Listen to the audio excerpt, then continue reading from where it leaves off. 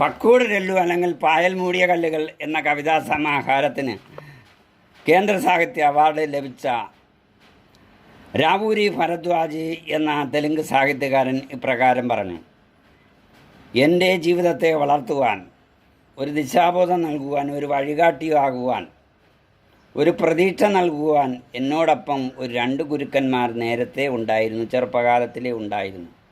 അതിൽ ഒന്നാമത്തെ ഗുരുവാണ് ദാരിദ്ര്യം അല്ലെങ്കിൽ പട്ടിണി. രണ്ടാമത്തെ ഗുരുവാണ് എനിക്ക് പഠിച്ചുയർന്നാലേ മതിയാവൂ എന്ന ആവശ്യകത. ഈ ആവശ്യകതയും പട്ടിണിയുമാണ് എന്നെ ഉയരങ്ങളിലേക്ക് എത്തിച്ചത് എന്ന് അദ്ദേഹം പറയുന്നു. എൻ്റെ ചെറുപ്പത്തിലെ മാതാപിതാക്കൾ മരിച്ചുപോയി.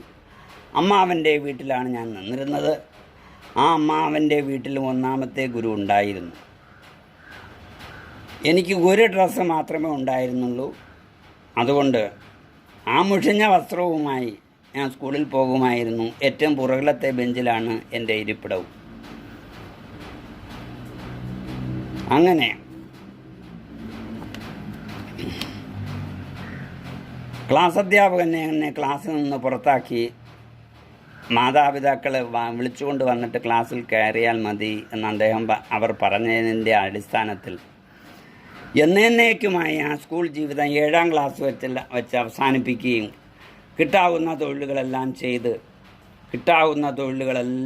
ചെയ്ത് രാത്രിയിൽ കിട്ടാവുന്ന പുസ്തകങ്ങളെല്ലാം കടം വാങ്ങി ക്ഷേത്രത്തിൻ്റെ തൊട്ടടുത്തുള്ള ക്ഷേത്രത്തിൻ്റെ മൂലയിലിട്ടിരിക്കുന്ന ബൾബ് വെളിച്ചത്തിലിരുന്ന് ഞാൻ വായിച്ചതൊക്കെ, ആർജിച്ച അറിവുകളൊക്കെ ഞാൻ കടലാസ് കഷണങ്ങളിൽ എഴുതി.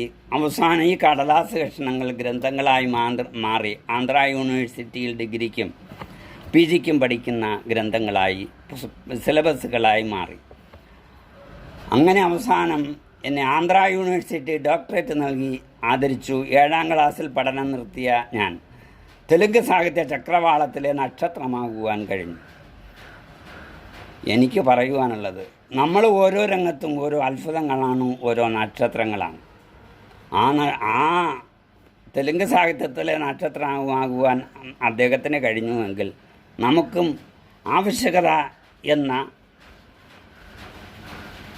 2ാമത്തെ ഗുരുവിനെ കൂട്ടുപിടിച്ച് നമുക്കും ഉയരുവാനുള്ള എല്ലാ ഇച്ഛാശക്തിയും ദൈവം നമുക്ക് തന്നിട്ടുണ്ട്.